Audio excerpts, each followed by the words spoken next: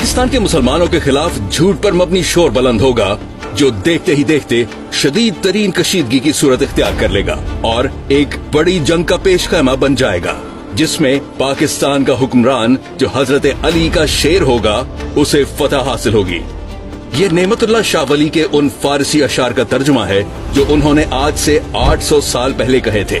1965 की पाक भारत जंग में पाकिस्तान की फतह और उसके बाद के हालात के अलावा हजरत नेमतुल्लाह शाह वली ने हैरत अंगेज तौर पर पाक भारत मौजूदा कशीदगी के हवाले से भी अशार कहे हैं। आइए हम उन अशार में मौजूद पेशगोइयों का तर्जुमा आपको सुनाते हैं।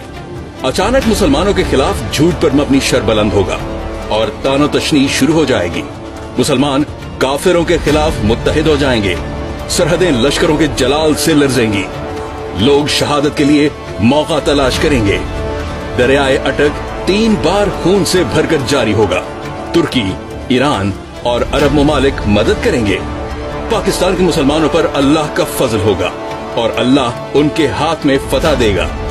हजरत अली के शेरों में से एक शेर काफिरों को कत्ल करने वाला जाहिर होगा, जो नबी सल्लल्लाहु अलैहि वसल्लम के दीन का पासबान और मुल्क पाकिस्तान का सरबराह होगा। शुमाल मशरक से गायबाना इमदाद आएगी। पहाड़ों, जंगलों और कस्बों से देहाती आएंगे। आग का सैलाब चारों तरफ रवा होगा।